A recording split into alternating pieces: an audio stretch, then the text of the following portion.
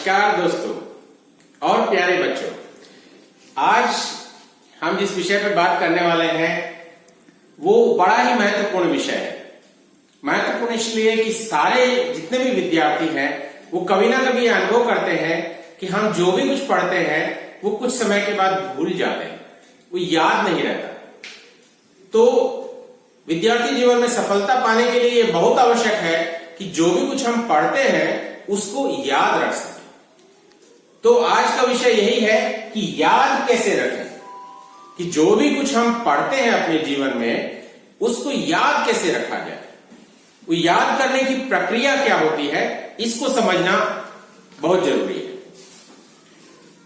तो मैंने अपने अनुभव से पाया अपने जीवन में कि याद करने के लिए हमको एक चीज जो है जो बहुत जरूरी है वो है एक चेन के रूप में जितनी भी सूचनाएं हैं, जितने भी संकल्पनाएं हैं, जितने फॉर्मूले हैं, जो भी कुछ हम पढ़ते हैं उनको एक से दूसरे में जोड़कर अगर हम याद रखेंगे तो वो बहुत अच्छी तरह से याद होगा।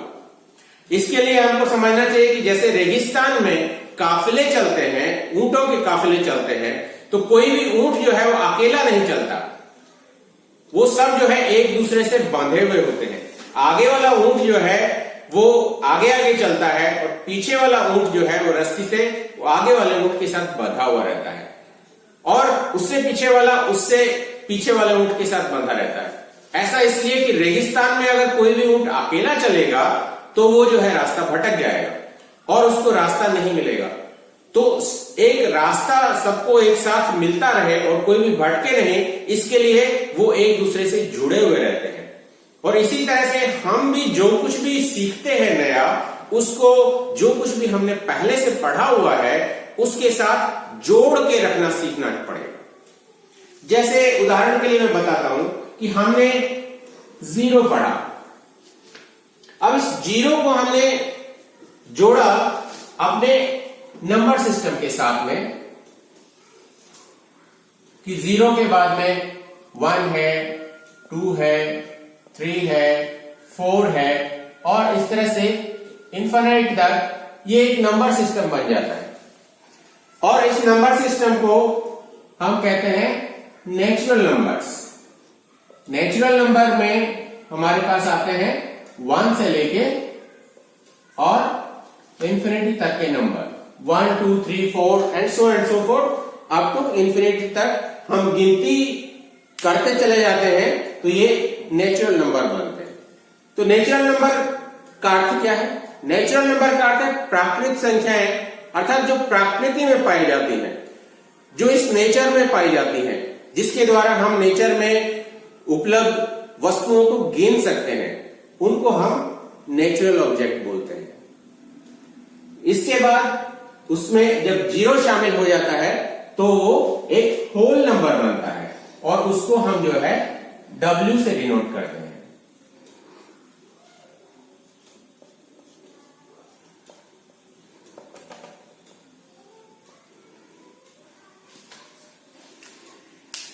इसी प्रकार होल नंबर के बाद इंटीजर आते हैं, फिर रेशनल नंबर आते हैं, इरेशनल नंबर आते हैं, रियल नंबर आते हैं और कॉम्प्लेक्स नंबर्स आते हैं। इस तरह से हमारे जो है नंबर सिस्टम का विस्तार होता चला जाता है।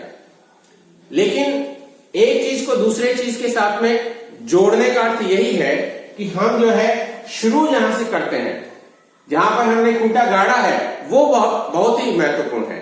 वहां से शुरू करके और दूसरी चीज के साथ में उसको जोड़ना है, फिर तीसरी चीज के साथ जोड़ना है, फिर चौथी चीज के साथ जोड़ना है, तो वो सारी जो चेन है वो हमको याद आती चली जाती है जब भी उसकी जरूरत होती है।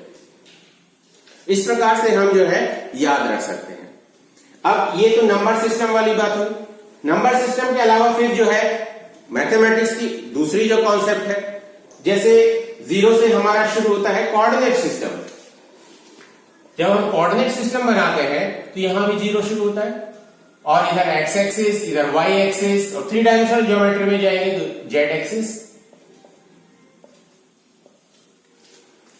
तो again we see that we can start from the zero and we can reach up to total complete coordinate geometry but from where we begin we should remember कि हाँ, हमको यहां से शुरू करना है और एक दूसरे के साथ जोड़ते हुए और उसमें आगे चले जाना है।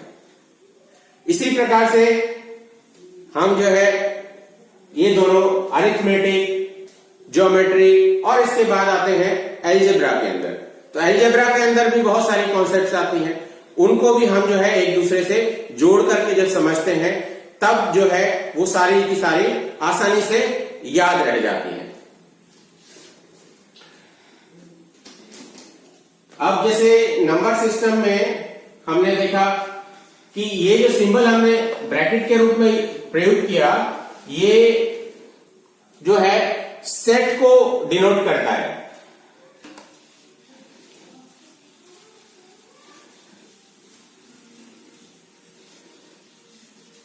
अब नंबर सिस्टम के बाद set, what is set?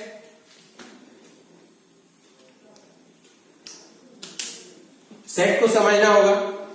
Set is a collection of well-defined elements. So, after set, we must understand what is relation. From set, we get relation. After relation, we get function. From function, we go to limit. After limit, we go to differentiation. After differentiation, we go to integration. In this way, we can cover the whole of the mathematics by connecting one concept to the other concept. And same thing happens in other subjects also.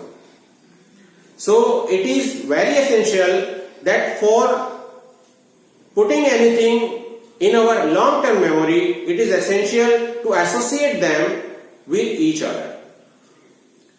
This is one aspect of याद करें, कैसे याद करें। दूसरा जो सबसे महत्वपूर्ण काम है वो है उसको बार बार रिवाइज करना। करत करत अभ्यास पे जड़मति होत सुजान, रसरी यावत जाते सिल पर परत निशान। तो जिस प्रकार से रस्सी के आते जाने से एक सिल, एक पत्थर पर भी निशान पड़ जाते हैं, उसी प्रकार से बार बार जो है किसी भी चीज को जब याद किया जाता है, बार बार किसी चीज को जब रिपीट किया जाता है, तो वो जो है हमारे मस्तिष्क के अंदर वो परमानेंटली स्टोर हो जाती है, शॉर्ट टर्म मेमोरी से लॉन्ग टर्म मेमोरी में चली जाती है। इसीलिए एक ही चीज को जब सीखते हैं तो उसको रिवाइज करना, बार बार रिवाइज करना बहुत जरूरी है। यदि पढ़ने के बाद 1 घंटे के बाद उसको जो है एक अपने मन में समरी बना के याद कर लिया जाए, फिर 1 दिन के बाद में उसमें जो जो भी पॉइंट्स थे उसको फिर दोबारा से याद कर लिया जाए, 1 सप्ताह के बाद पुनः उसको जो है सारे पॉइंट्स को एक साथ रिवाइज कर ले और 3 महीने के बाद फिर उसको एक बार रिवाइज कर ले, तो इस तरह से जो पढ़ा जाएगा वो फिर भूलने में नहीं आता है और वो हमेशा के लिए याद हो जाता है। तो मेरा जो है यही संदेश है सभी विद्यार्थियों से कि इसी प्रकार से सीखें, अपने आप को जो है मजबूत बनाएं और जो भी कुछ सीखा है वो भूले नहीं। इसके लिए यह आवश्यक है कि वो जो है जो भी पढ़े उसको एक दूसरे से जोड़ करके देखें और बार बार उसको रिवाइज करें ताकि वो जो है हमेशा के लिए याद रह सके। धन्यवाद।